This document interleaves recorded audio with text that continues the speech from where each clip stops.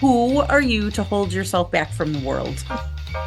We both had epiphanal moments that changed the trajectory of our careers, of our lives. Those pivotal moments where it could crush you or you rise up. And we both were like, I'm rising up. It's hard to look the devil in the eye and say thank you. You're not going to get anywhere else what we're bringing together here. Right, so here we are, and we are on episode 6. Yes. And we're focusing this segment on the notion of respect, in particular, mutual respect. But you have to break it down into its components in order to understand that. So today, we want to start with a question that helps people anchor into the messages that we hope we can all share today. And that is, what experience do you have? What experience have you had with losing respect for someone? What did it feel like? What was going on? And how did you know? Was it in that moment or was it afterward? How did you know that respect had been lost for that individual? Yeah, was it a build-up or was it an instant poof? That respect is gone. The notion of tolerance, we're going to get into that. Yeah. I think that there's an important consideration about how things build up. And what we put up with. Mm-hmm. Until that tipping point where it's just, nope, I'm not gonna put up with this anymore.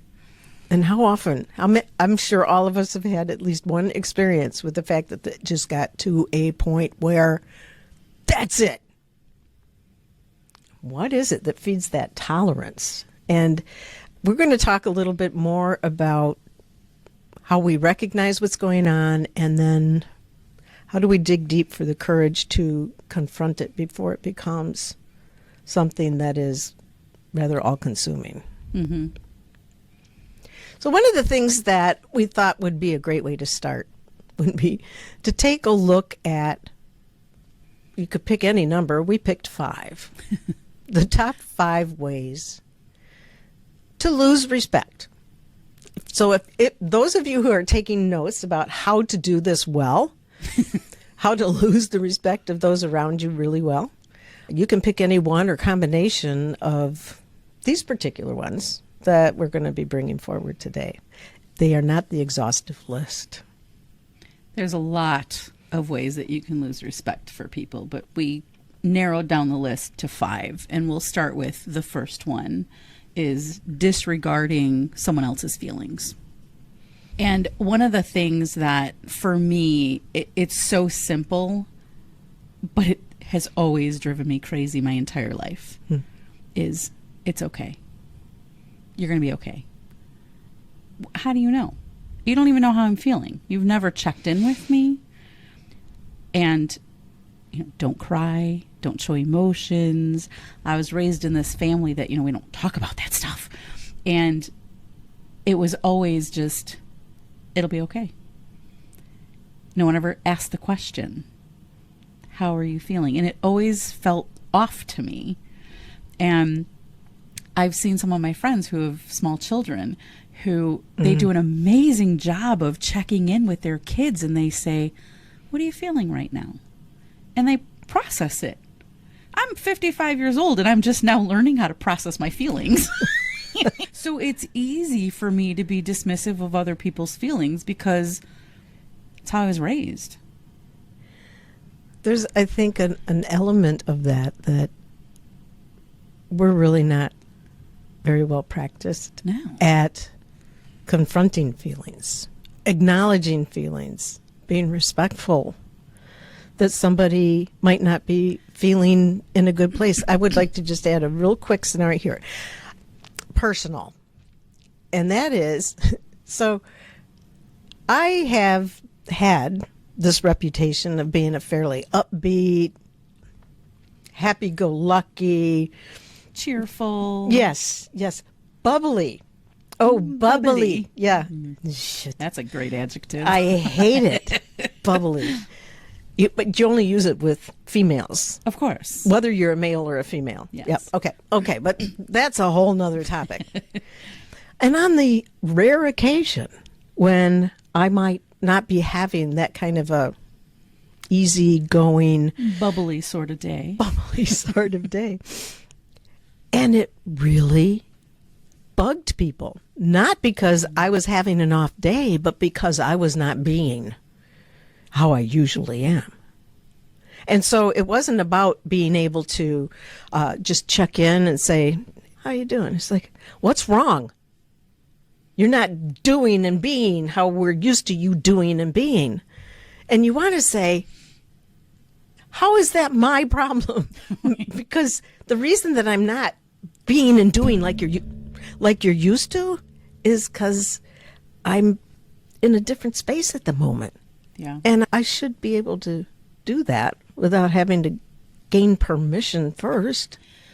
It's the whole notion of being able to show up authentically. No. What? I know. It's interesting to me because I used to work for someone who really was well known for his happy-go-lucky, uber positive, almost toxic positivity. And he was entitled to have a bad day here and there. And it was really interesting when he had a bad day, how he beat himself up for having a bad day and letting all the people down around him. And I was constantly reminding him, it's okay. You're allowed to not be Mr. Positivity right now. It's okay. It's okay. But he would beat himself up for it. And the people Because around, that was we go back to those labels. Yeah. Those are the labels that he carried. And they were labels that he wanted to carry. Unlike some of the labels I have that I don't want. But it is really interesting how just dismissive people can be of feelings. I remember one time coming out of a meeting and somebody said to me, "Ooh, you were really angry." Why do you think I was angry? Because you were quiet. I have a raging headache. I'm not angry. Another label I don't want. I am not angry. Like, you thought I was angry because I was quiet in a meeting? yeah. It's interesting the assumptions that we put on people, particularly around feelings. I try really hard in my coaching sessions to not label someone else's feelings for them. I have a book that's probably 4 or 5 inches thick that is definitions of feelings. I couldn't possibly look at you and have a conversation with you and say, "Oh, Carla, I'm so sorry that you're feeling X." And that could trigger something for you to be like, what in the hell are you talking about? That is not at all how I'm feeling. You've completely missed the point of the conversation. So it's really important to try to check in with people to say, how are you feeling? Are you okay? What can I do to make it okay, to help you make it okay?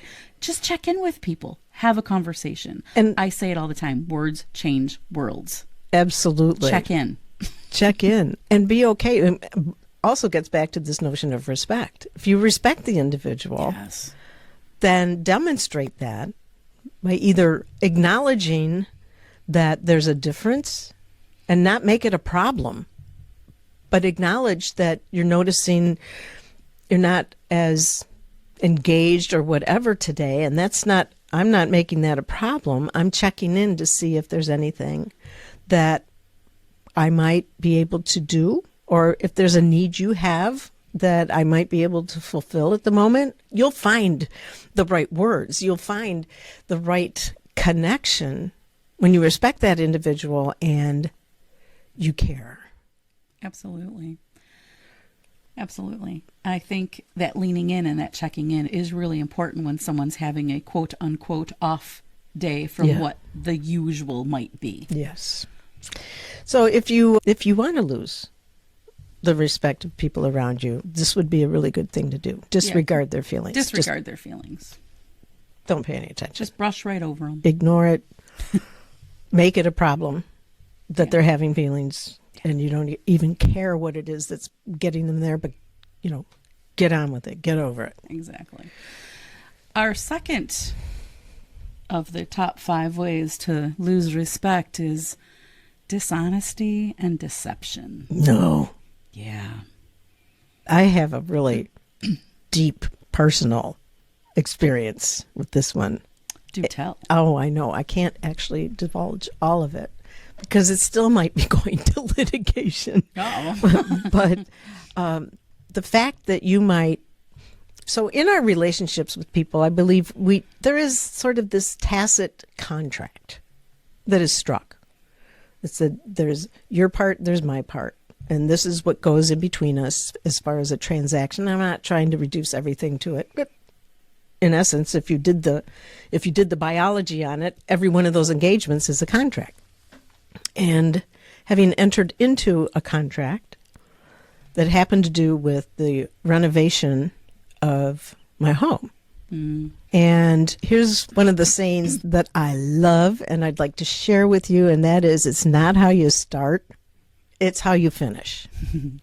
And in this particular case, despite all the contracts, despite all the pay before they did by work order kind of a thing, thousands and thousands of dollars paid for no work. Mm. And it even went so far as to have materials stolen and returned for a cash refund at Home Depot before they started doing all of these really great checks now about, right, did you really buy this kind of thing? Right.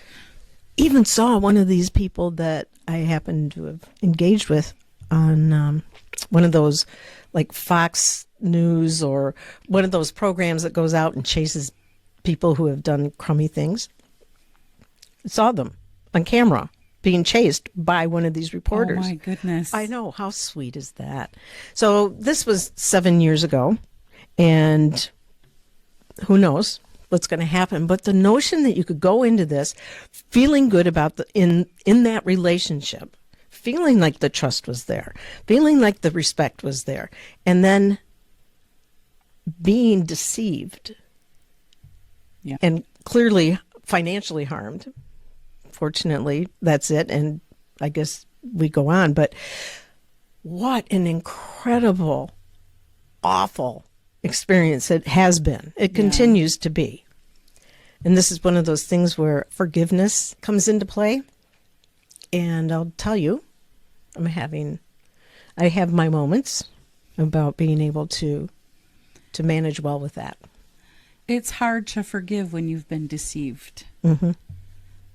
And whether it's somebody that you know and you know well, or it's somebody that you entered into the business relationship, mm-hmm, that you described, it's difficult to forgive when people intentionally deceive you. Mm-hmm. So if you want to lose someone's respect, if disregarding their feelings wasn't one for you, this is a good one. Deceive them. Be dishonest. Lie. Yeah. It's all good, especially if you get caught. And then the respect will be gone. So you'll be a winner in that category. In the category of losing respect. The third way that we came up with to lose respect was really around disloyalty and betraying trust. Mm. And I remember years ago working on a project with somebody, and it was kind of a risky project. It was one of those, this is really going to buck the trend, so to speak. It was a disruptive process that we were working on. And we talked a lot about, we will full on take responsibility if this is successful, and we will both take responsibility if it fails. Mm. Until? Well, it was successful. Oh. And I was completely left out of the entire project. It was as if I had never existed on the project. And I probably did 80% of the work. Oh, that's special. Yeah. Okay. So yeah, betraying my trust big time. And that experience happened fairly early in my career, and it really made it hard going forward to partner with people. because this person looked me in the eye and assured me we were all in together. He had my back. And there was a couple instances where he did have my back. And there was a couple telling instances early on in the project where I felt like he probably threw me under the bus, but he was pretty skilled at covering his tracks and saying, "Oh, no, it was I just forgot in the moment and it won't happen again."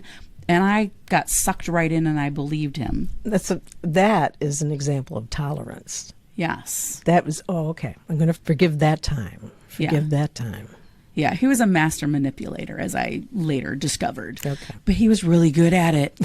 Well, that's what made him a master. Yeah, he was really, really good at it, and I fell for it.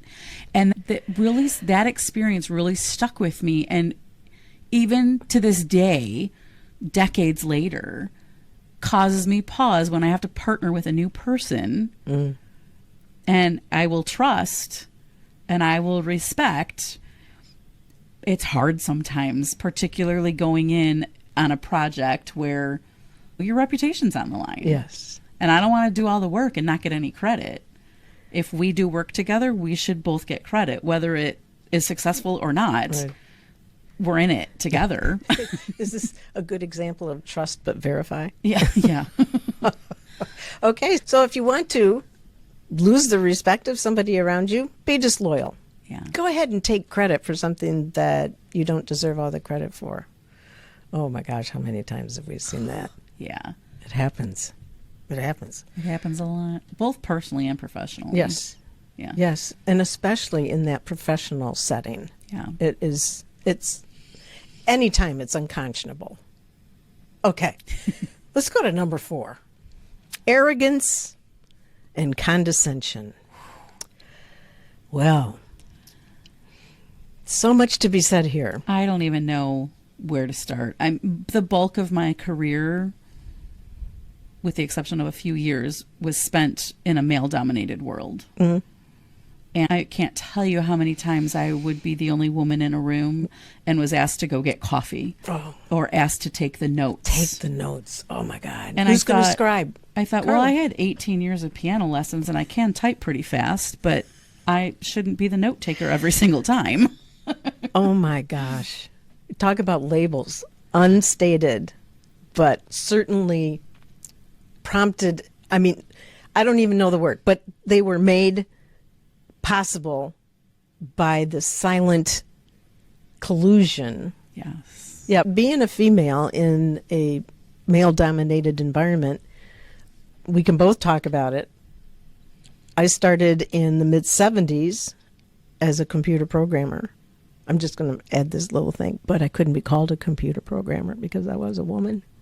I still am. But at that moment in time, they couldn't call me a computer programmer, so I was an administrative clerk. Huh. Oh, my God.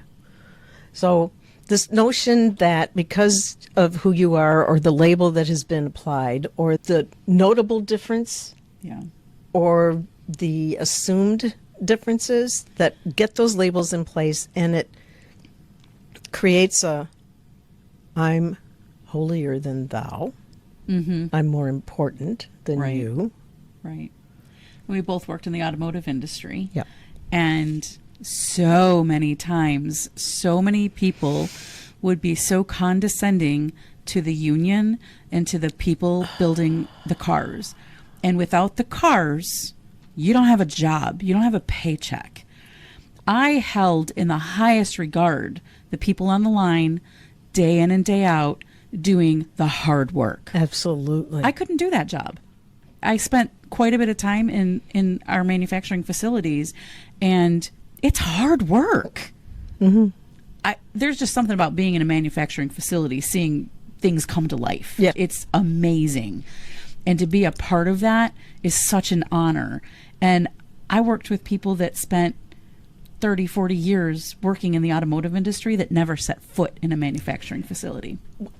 When I made it into the leadership ranks, one of the first things I wanted to put in place was that, especially, and I was in IT, and I wanted every single IT person to have to spend 3 months on the line, because IT people are there's this separation from the reality of the work. There's important work that IT does in terms of managing the data, pulling all those things together. And certainly, I'm talking from back in the early 80s. Now, all of this integration that goes on, but you have to understand the impact of the decisions you're making on the people who are doing the real work. Yeah.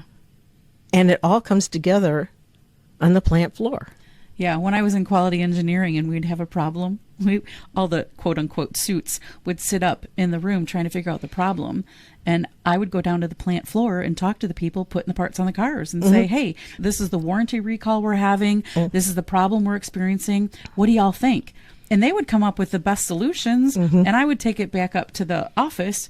And I would always get in trouble because I dared to go down to the plant floor and talk to the people. What is it? But it's just fascinating to me. And you think about other professions, doctors and nurses, right? Nurses do a lot of the hard work. Not that doctors don't do hard work too, but nurses are often the first ones in the room. They're the ones interpreting reports, and the doctors rely on them. But there's often a real disconnect in the relationship and the communication, and it's often one way down from the doctor to a nurse. I think about C-suite level people in any industry and how often they forget where they came from and the arrogance that can happen. Not always, but that arrogance and that level of condescending talk can happen. And it's very off-putting. It distills a sense of fear in an organization, a lack of trust, and certainly can land in lack of respect. And so if you are looking to lose the respect, if you have a team or just the people around you, go ahead. This is a really potent one. Be arrogant. Be condescending. Go ahead. You'll be certainly successful at losing the respect of those around you. And the fifth one. Failure to take responsibility. Unless, of course, it's a success. And then, yes, of course, you would take responsibility. But if something goes wrong. Yes. Wasn't me. I told you. It's not me. No. Oh, my goodness. I can't tell you how many times in my career that has been in play. And I'm a big believer in everyone makes mistakes and we should learn from them and move on. Now, that's easy for me to say because I am a learner. I'm a lifelong learner. And I believe every mistake, there's lessons to be learned, whether they're intentional or not. There's a lesson to be learned. So I will full on admit my mistakes, sometimes to my own detriment. But it's fascinating to me to watch people who refuse to take accountability and responsibility when everyone around them knows that they're the ones that screwed something up. And they're just sitting there saying, it wasn't me. I didn't do it. I have 100% proof that you made this mistake and you will not admit it. It's just fascinating. It is, fascinating and frustrating. Yes. So the notion that you can sit in your position of whatever and say, wasn't me. I mean, truly, it wasn't me. Yeah. That's another great way to lose the respect of those around you. I want to share just a quick story. There was a gentleman that I worked with who was a plant manager, and we had been talking about respect and that the foundation of everything we do is really built on respect. And we can respect people in the difficult times and we can respect people in the good times. And we were talking about leaning in and listening. And he had shared with me that when he has his team meetings, so it's all the operating staff of a manufacturing facility, that he would hear someone share a problem and then he would check out of the conversation because he's now thinking, how can I solve that problem? And then he's missing all the things that other people are sharing. And he said he would check back into the conversation and he would say, I'm so sorry. I did not hear what you just said, but it's really important to me that I hear you and I hear your concerns or I hear what you're sharing. Could you please repeat that? And the first time he did it, everyone in the room thought, what a loser. He can't pay attention. I can't believe he's admitting that he's not paying attention. And then he did it again.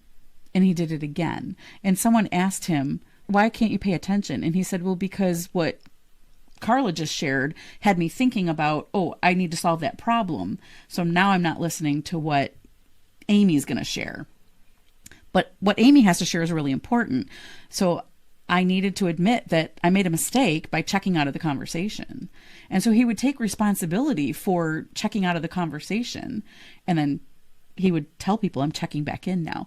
And they eventually got used to that. And somebody had shared with me that they really respected that he was able to do that and just did it so confidently. And it wasn't a character flaw. Mm-hmm. And so many people, the first time he did it, just had this visceral reaction, like, what is wrong with this guy? But then they realized why he was doing it and came to really respect it. So it's kind of interesting. Very interesting.